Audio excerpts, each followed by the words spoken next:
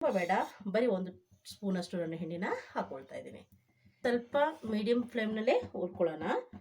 ನಾನಿವಾಗ ಎಲ್ಲ ಬಂದು ನಾನು ಈ ಸ್ಪೂನಲ್ಲಿ ತೊಗೊಂಡಿದ್ದೀನಿ, ಈ ಸ್ಪೂನ್ ಮೆಜರ್ಮೆಂಟಲ್ಲಿ ನಾನು ತೊಗೊಂಡಿದ್ದೀನಿ. ಇದಕ್ಕೆ ಇವಾಗ ನಾನು ನೋಡಿ 2 ಸ್ಪೂನಷ್ಟು ಅಂದರೆ 2 ಸ್ಪೂನು ಸಾಸಿವೆನ ನಾನು ತೊಗೊಂಡಿದ್ದೀನಿ. ಸ್ಪೂನ್ ಜೀರಿಗೆ ತೊಗೊಂಡು 8 ಸ್ಪೂನ್ ಜೀರಿಗೆನ ನಾನು ತೊಗೊಂಡಿದ್ದೀನಿ. ಸ್ವಲ್ಪ ಸ್ಟವ್ ಮೀಡಿಯಮ್ ಫ್ಲೇಮಲ್ಲಿ ಸಾಸಿವೆ ಹಾಕಿದ ತಕ್ಷಣ ಅದು ಫ್ರೈ ಆಗ್ತಾ ಇರ್ತದೆ.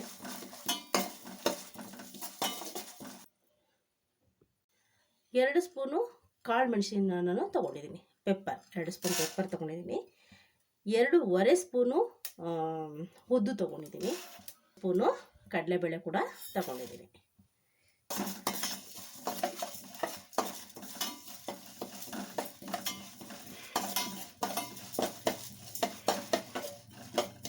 ಸ್ವಲ್ಪ ಕಡಿಮೆ ಉರಿಯಲ್ಲೇ ನಾವು ಆದಷ್ಟು ಫ್ರೈನ ಮಾಡ್ಕೊಳ್ಳೋಣ.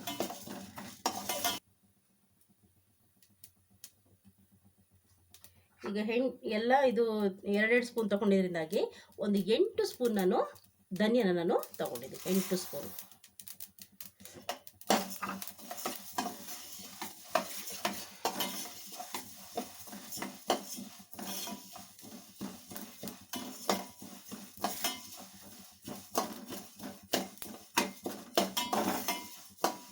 ಫ್ರೈ ಆಯ್ತಾ ಬರಲಿ. ತುಂಬ ಡಾರ್ಕ್ ಆಗಿ ಫ್ರೈ ಆಗೋದೇನು ಬೇಡ, ಸ್ವಲ್ಪ ಗೊತ್ತಾಗೋದು ಅದು ಘಮ ಬರುವಾಗ ನಾವು ಅದನ್ನು ಆಫ್ ಮಾಡಿಕೊಂಡ್ರೆ ಸಾಕು.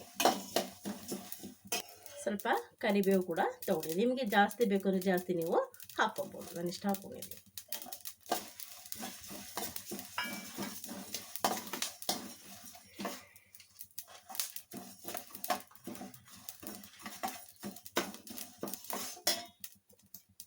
ಒಂದು 8 ಗುಂಡೂರು ತೊಗೊಂಡಿದ್ದೀನಿ, ಅದನ್ನ ಇದಕ್ಕೆ ಹಾಕೋತೀನಿ. ಒಂದು 10 ಬ್ಯಾಡಿಗೆ ಕೂಡ ತೊಗೊಂಡಿದ್ದೀನಿ, ಅದನ್ನು ಕೂಡ ಇದಕ್ಕೆ ಹಾಕೊಳ್ತಾ ಇದ್ದೀನಿ.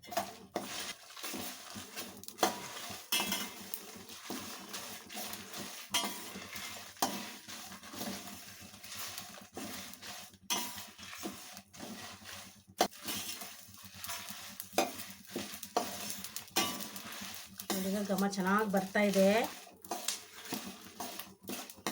ಇದಕ್ಕೆ ಸ್ವಲ್ಪ ಹಿಂಗನ್ನು ಹಾಕ್ಕೊಳ್ಳೋಣ.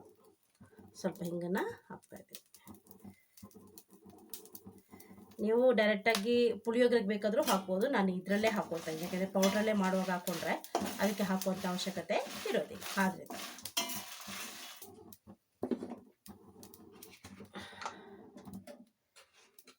ಈಗ ಸ್ಟವ್ನ ನಾನು ಆಫ್ ಮಾಡ್ಕೊಂಡಿದ್ದೀನಿ, ಯಾಕೆಂದರೆ ಮತ್ತೆ ಅದು ತುಂಬಾ ಸೀದೋಗ್ಬಿಟ್ರೆ ಚೆನ್ನಾಗಿರೋದಿಲ್ಲ. ಆದ್ದರಿಂದ ಈಗ ಸ್ವಲ್ಪ ಅರಿಶಿಣ ಪುಡಿಯನ್ನು ಹಾಕ್ತಾ ಇದ್ದೀನಿ.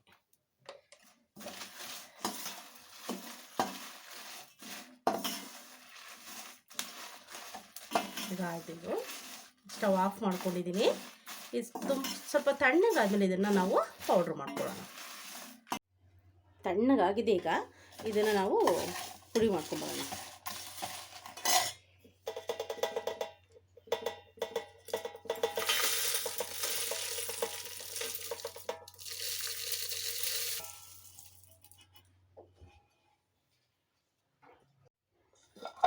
ಇದನ್ನು ಪೌಡ್ರ್ ಮಾಡ್ಕೊಂಡು ಬಂದ್ಬಿಡೋಣ.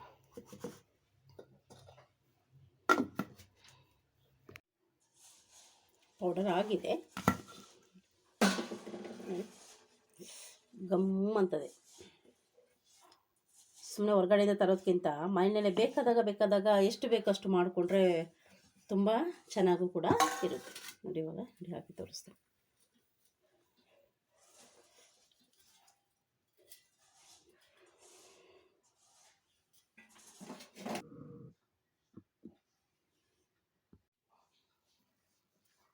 ನೋಡಿ, ಪೌಡರ್ ಆಗಿದೆ. ಸ್ವಲ್ಪ ಈ ಥರ ಗಂಟುಗಳೇನಾರು ಇದ್ದರೆ ಈ ಥರ ಹೀಗೆ ಮಾಡ್ಕೊಂಡಿದ್ದೆ, ಅಷ್ಟು ಗಂಟು ಏನಿಲ್ಲ. ಆದರೆ ಇವಾಗ ಬಿಸಿಯಿಂದ ತೆಗೆದಿದ್ದಲ್ಲ, ಅಂದರೆ ಸ್ವಲ್ಪ ಹೊತ್ತಿಗೆ ಹರಳಾಕಿಟ್ಟು ಆಮೇಲೆ ಬೇಕಾದ್ರೆ ಒಂದು ಬೌಲ್ಗೆ ಸ್ಟೋರೇಜ್ ಮಾಡ್ಕೋಬೋದು. ಸೂಪರಾಗಿದೆ. ಮೇಲ್ಕೋಟೆ ಅಯ್ಯಂಗಾರ್ ಪುಳಿಯೋಗರೆ ಈಗ ಮನೆಯಲ್ಲೇ ರೆಡಿ ಆಗ್ತದೆ. ಈ ಥರ ಒಂದು ಬಾಕ್ಸ್ನಲ್ಲಿ ಬೇಕಾದ್ರೆ ನೀವು ಸ್ಟೋರೇಜ್ ಮಾಡಿ ಇಟ್ಕೋಬೋದು, ಯಾವಾಗ ಬೇಕಾದ್ರೂ ಅವಾಗ ಯೂಸ್ ಮಾಡ್ಕೋಬೋದು. ನೋಡಿ. ಇಷ್ಟಾಗಿದೆ. ಎಷ್ಟು ಬೇಕಷ್ಟು ಹಾಕ್ಕೊಳ್ಳುವಾಗ ಮಾಡಿಕೊಂಡ್ರೆ ಸಾಕು, ಅಷ್ಟೇ. ಸ್ಟೋರ್ ಮಾಡಿ ಇಟ್ಕೊಳ್ಳಿ. ಈ ಪೌಡರ್ ರೆಡಿ ಆಗಿದೆ. ಇವಾಗ ಯಾವ ರೀತಿ ಅದನ್ನು ಪುಳಿಯೋಗರೆ ಗೊಜ್ಜನ್ನು ಮಾಡೋದು ಅಂತ ನೋಡ್ಕೊಳ್ಳೋಣ ಆಮೇಲೆ.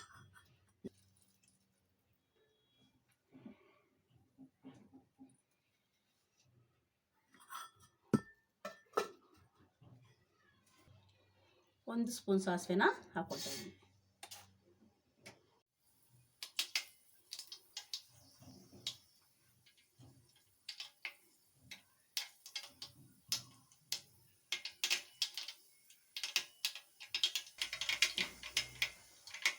ಅದಕ್ಕೆ ಇಷ್ಟು ಕಡಲೆ ಬೀಜನ ತಗೊಂಡಿದ್ದೀನಿ, ಅದನ್ನು ಹಾಕ್ತಾ ಇದ್ದೀನಿ. ಒಂದು 2 ಸ್ಪೂನು ಉದ್ದು ತಗೊಂಡಿದ್ದೀನಿ, ಅದನ್ನು ಕೂಡ ಅದಕ್ಕೆ ಹಾಕ್ಕೊಳ್ತಾ ಇದ್ದೀನಿ.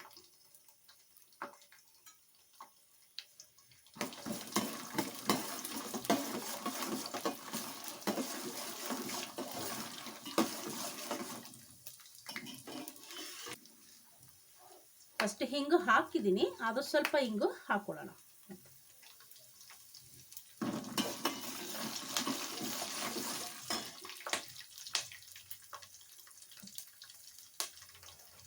ಮೆಣಸಿನ್ಕಾಯಿ ತಗೊಂಡು ಅದು ಕೂಡ ಇದಕ್ಕೆ ಹಾಕ್ಕೊಳ್ತಾ ಇದ್ದೀನಿ.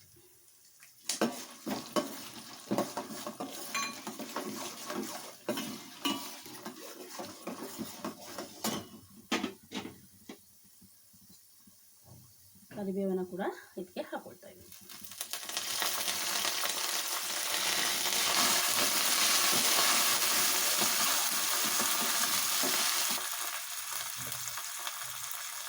ಸ್ವಲ್ಪ ಅರಿಶಿನ ಕೂಡ ಹಾಕ್ಕೊಳ್ತಾ ಇದ್ದೀನಿ.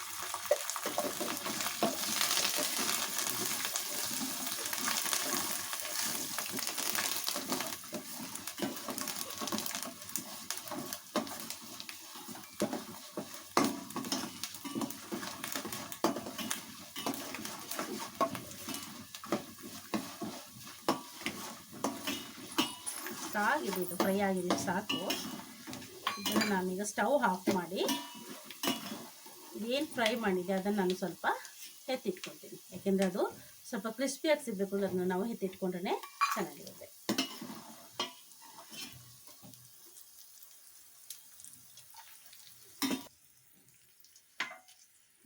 ತೆಗೆದಿಟ್ಕೊಳ್ತೀನಿ. ಸ್ವಲ್ಪ ನಾನು ಹುಣಸೆ ಹುಳಿನ ಜ್ಯೂಸ್ ಮಾಡಿಕೊಂಡಿದ್ದೆ, ಅದನ್ನು ಇದಕ್ಕೆ ಹಾಕ್ತೀನಿ.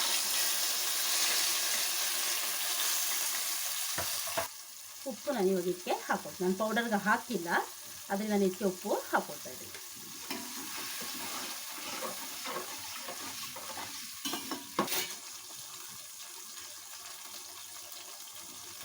ಈ ಸ್ಪೂನಲ್ಲಿ ನಾನು ಪೌಡರನ್ನು 2 ಸ್ಪೂನ್ ಹಾಕ್ಕೊಳ್ತಾ ಇದ್ದೀನಿ. ಒಂದು 4 ಜನ ಊಟ ಮಾಡೋಷ್ಟು ಹಾಕ್ಕೊಳ್ತೀನಿ.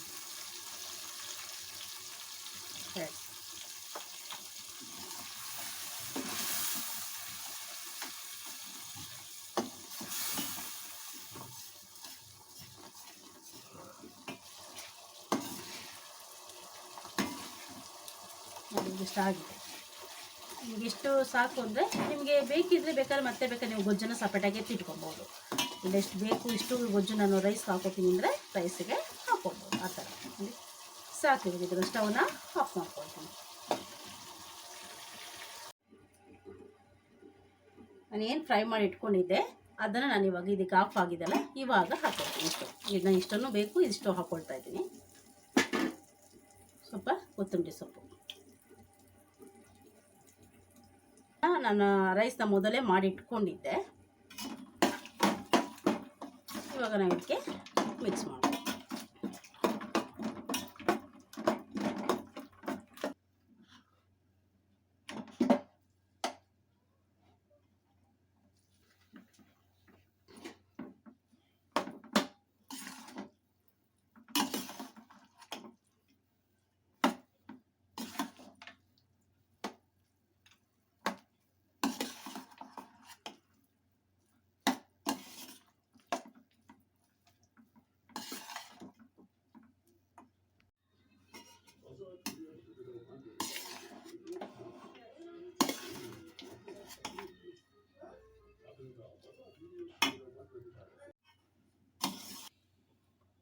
ನೋಡಿ ಈಗ ಇಷ್ಟ ಆಗಿದೆ, ರೆಡಿ ಆಯಿತು ನೋಡಿ.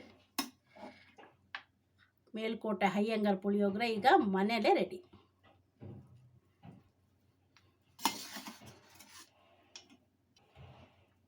ಫ್ರೆಂಡ್ಸ್, ಈ ವಿಡಿಯೋ ನಿಮ್ಗೆ ಇಷ್ಟ ಆದರೆ ಪ್ಲೀಸ್ ಒಂದು ಲೈಕ್ ಮಾಡಿ, ನಿಮ್ಮ ಫ್ಯಾಮಿಲಿ ಫ್ರೆಂಡ್ಸ್ ಸರ್ಕಲ್ಗೆ ಶೇರ್ ಮಾಡಿ.